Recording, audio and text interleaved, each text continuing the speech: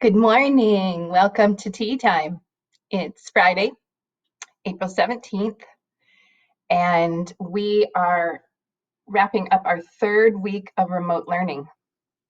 Now, we had an extended spring break for 3 weeks and then 3 weeks of remote learning. So I guess that means I haven't seen you in person for 6 weeks.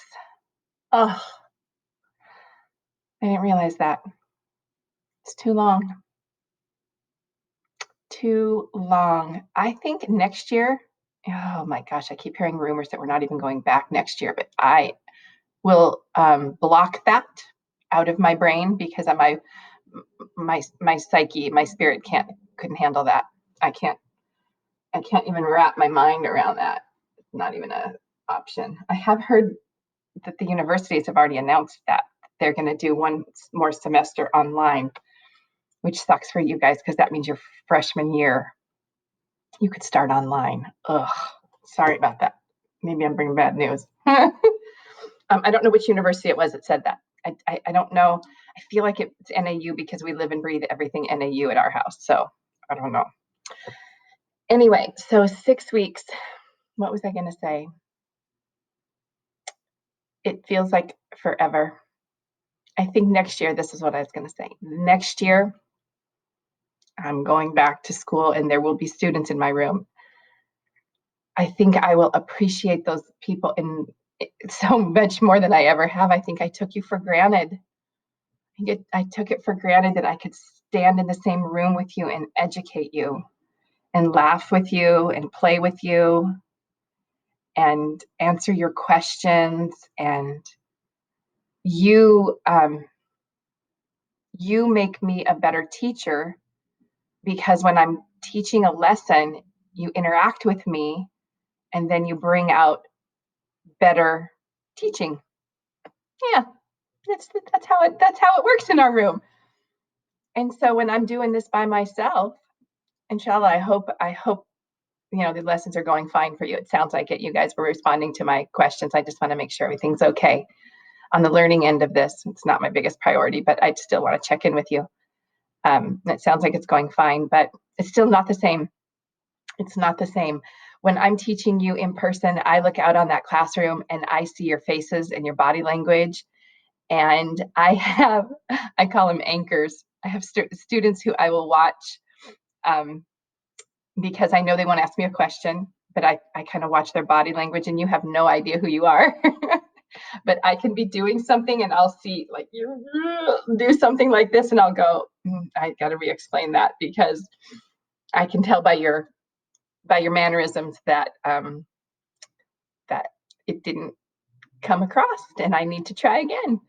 And I can't do that from my dining room. Oh, I can't do that from my dining room. So you're getting shortchanged. You're not getting the best of Martinez because you are what make me better. So let's talk about what I'm thankful for today. So the first thing I'm going to say is it's Juma for me. Friday, Juma is the Arabic word for Friday. And so it's our special day of the week. You know how Christians have their Sunday or whatever, some Saturday, but for me, it's Fridays. It's Juma. And so one thing I'm going to say I'm thankful for is my faith. It makes me who I am, and it is grounds me and keeps this all in perspective. And it brings me great joy and great peace, and that contentment deepens my spirit. So that's the first thing I'm thankful for on this Juma. Next Juma will be the first day of Ramadan. The next thing I'm thankful for is peace in my home. My girl and I have been getting along, and we don't always get along. She's a teenage, well, she's not a teenager. She acts like a teenager. But you guys have parents. You don't always get along with them, right? So, yeah, sometimes we have some knockdown, drag out fights. I hate it. But lately we've been getting along pretty good. So, alhamdulillah, that's good. I'm glad. It makes it easier to be quarantined, that's for sure. And I also know I've heard my friends that there's not a lot of peace in some homes because it's tense right now. And then, sometimes you fight when things are good, right? And now that it's tense, it makes it hard. So So I'm grateful for some peace in my home. And then the third thing for today is I'm just thankful for my students. I'm thankful for you guys. I really do have amazing kids. Every year I say that, but it's every year it's true. Oh, it just blesses me with an amazing group of students every year. I don't know why. I don't know what I did to get the good ones. I hear stories about the kids other teachers have, and I think, why didn't I ever have those kind of stories? I don't. I get the good ones. And I know some of you are thinking, oh, she doesn't mean me. No, even you, some of you that are a little bit of a knucklehead, I still enjoy you. You don't understand. So I don't know what it is, but I'm the lucky one. And I am so grateful for you guys. You will have such a special place. I mean, my students have a special place in my heart, period, to begin with. But you guys, it's going to be, sometimes I'll go someplace and I'll run into a student, or, I will travel the world. I have been in Italy walking the streets of Florence and run into a student. I run into kids everywhere. And after 23 years of doing this, I got a lot of people out there.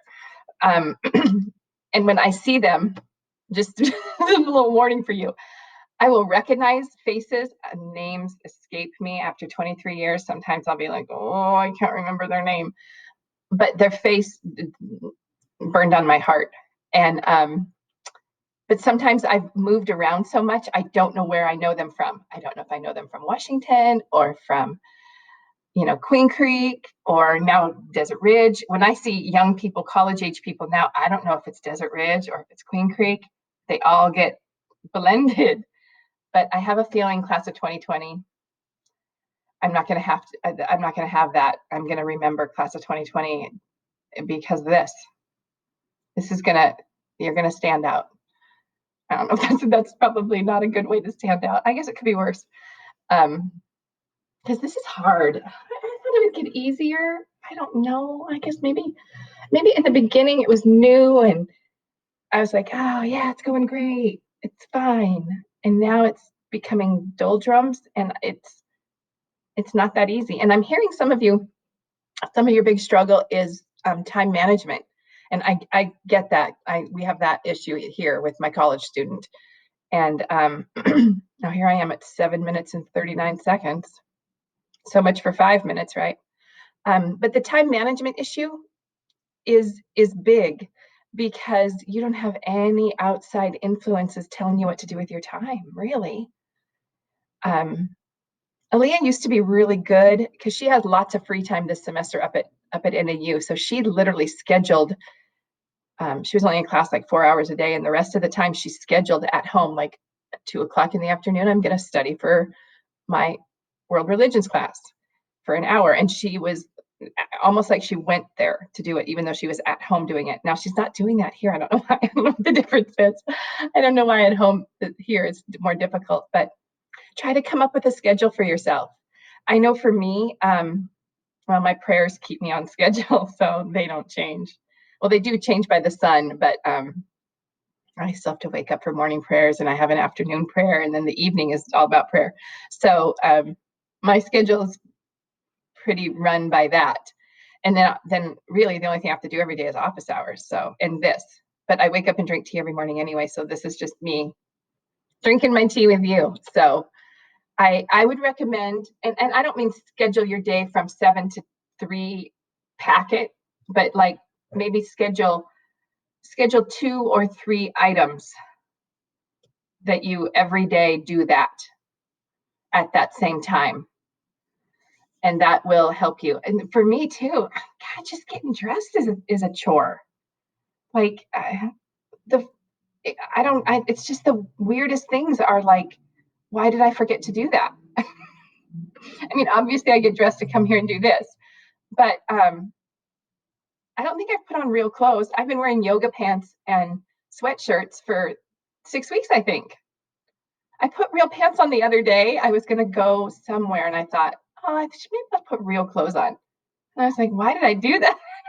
Oh, I do laundry and it's like 2 pairs of yoga pants and 3 sweatshirts because I keep wearing the same thing all the time. I'm not going anywhere. So I recycle my outfit.